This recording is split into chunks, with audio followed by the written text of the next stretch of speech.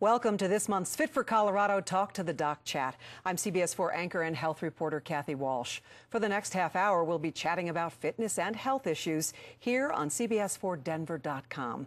Throughout this chat, we encourage you to ask questions by simply typing them in the chat window at right, and we will do our best to answer those questions. In today's chat, we're going to discuss children and sports injuries. In the United States, about 3 million kids ages 14 and under get hurt playing sports each year. That's according to the American Academy of Pediatrics. More than 775,000 are treated in emergency rooms. Most of the injuries are the result of falls, being struck by an object, collisions, and overexertion. Some sports are more dangerous than others, but all have the potential for injury.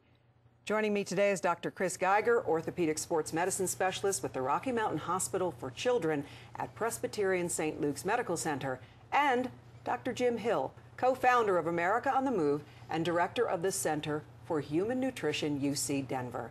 All right, Dr. Geiger, I understand there are two types of sports injuries. Let's take a look. The first we call traumatic. There it goes, which is a more specific injury, like a break, that kind of a thing, a fall. Second one, overuse develops slowly over time, a subtle pain due to repetitive wear and tear. So what are the common traumatic injuries that we're seeing in kids these days? Well, in the summertime, when the kids are out of school, we see a lot more injuries such as fractures. And the kids will fracture doing organized sports such as playing soccer, playing lacrosse, falling off a mountain bike, any of those kind of more organized things, or playing at the playground. It's light for longer, the kids are out of school, they have more free time, and so they're out at the playground. Lots of falling off the monkey bars, lots of falling off the slides, falling on the trampoline. Those are real big kind of fracture makers for the younger kids that aren't old enough to do organized sports. So we talk about overuse injuries. What would those be? And I also understand those are on the rise. Explain. Definitely. Since kids play sports year-round and play in much higher levels of competition that demand more and more training hours, they will have repetitive use injuries. And so, for example, the soccer players who are running all the time will have common overuse injuries such as shin splints, such as stress fractures, such as ankle tendonitis injuries. And those aren't because they have a particular fall or a particular collision. It's because they're doing the sports for hours and hours and hours on end. Are we overdoing it, Dr. Hill?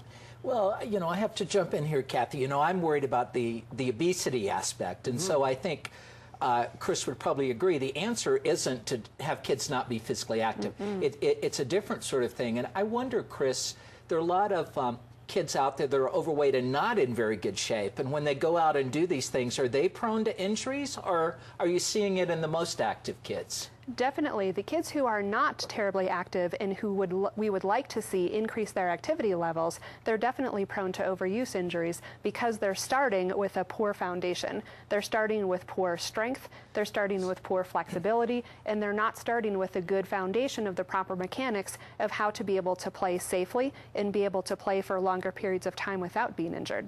So do kids usually learn a lot of that in PE, and we're not teaching them that? Absolutely. The physical education in school is decreased so dramatically due to budget cuts. So not only are the kids having fewer hours per session, they're having fewer sessions per week. The number of people who are qualified to teach the kids and who are qualified to coach the kids during school are getting fewer and fewer also. And so the kids aren't getting a good foundation at school. And what's happening yesterday, there was actually a statistic amazing. They said over a 10-year time period up till 2007, injuries in physical education in the gym up 150%. Part of it is, they said, larger classrooms and, like you said, not qualified people overseeing. So what are we doing to our kids?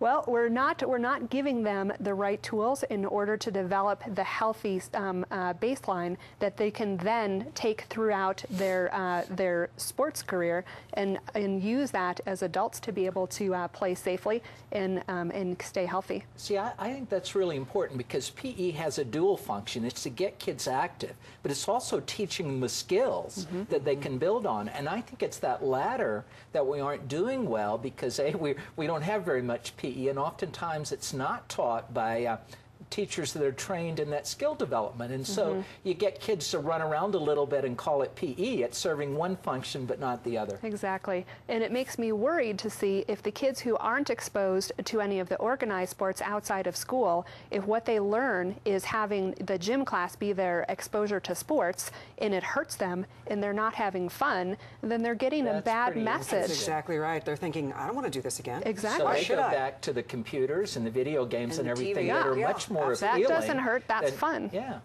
Well, that is true at times. But anyway, right. Let's talk about a couple of things so we can help people understand. Sprains and strains. Let's look over here and talk a little bit about the difference. Put those up on the screen if we can.